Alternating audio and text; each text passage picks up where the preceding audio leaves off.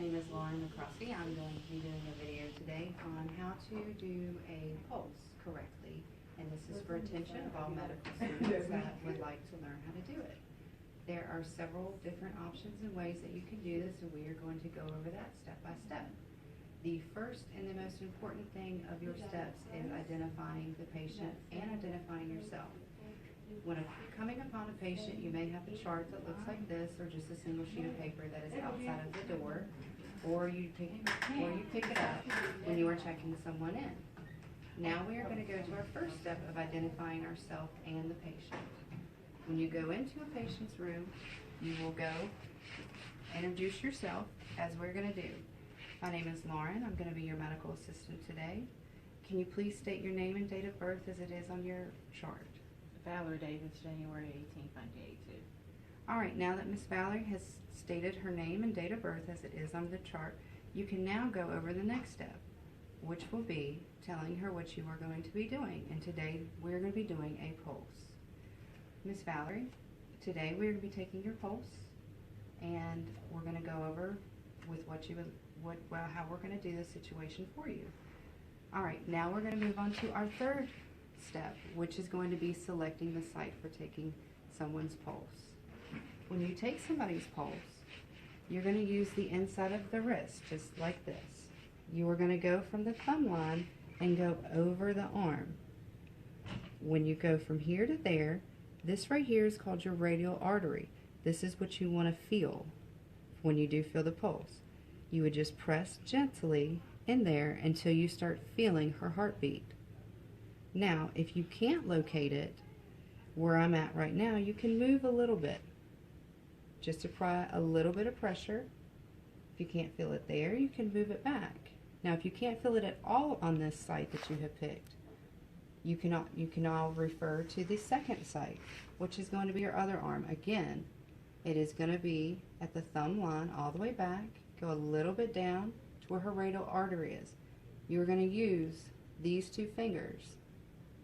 When you use these two fingers, you're doing the same steps as you did on the other hand, is to apply a little bit of pressure. If you feel it, if you can't feel it, move it. But remember, never place too much pressure, because if you do, you will lose the pulse. The pressure will force you not to be able to see it. Now that we have chosen a spot that we know what we can feel, we're going to go on to actually taking the patient's pulse. What you are going to need for this, of course, is the patient's arm. You will need either a stopwatch or a wall clock, and what you are going to use is the second hand to count the 60 seconds. Now we are going to perform that, and I'm going to use my actual wristwatch. I'm going to take her, I'm going to hold it right here where I feel the pulse, and now we're going to perform this, and it takes 60 seconds.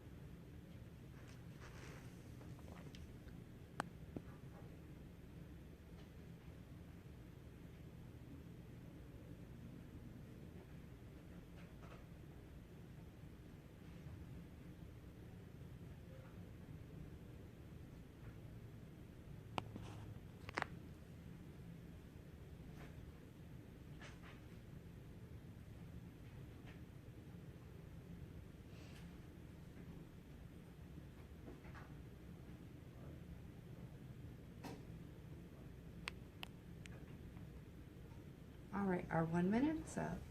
What we are now going to do is the second and most critical thing of any type of medical work, which is documentation. There are several ways that you can documentate.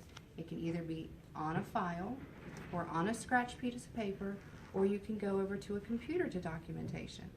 Now, when we obtained hers, I got an 86 for her pulse rate. That means she had 86 beats per minute. She is in the normal range. We do not need to chart that she had tachycardia, which means that her pulse rate was above 100 beats per minute. She also did not have bradycardia, which would be 60 beats less per minute. So when you do your documentation, you do not have to put anything other than just the 86 beats per minute. We do not need to put tachycardia or bradycardia because she was within a normal range. Now, for our last step after we documentate, you always thank your patient, which we will do. Thank you, Miss Valerie. You leave the room and you allow the physician to come in and read your results. Now that you know how to take a proper and ethical pulse on a patient, please try to perform this on anybody that will allow you to in your class, in school, your family, or your friends, or even try it on a pet.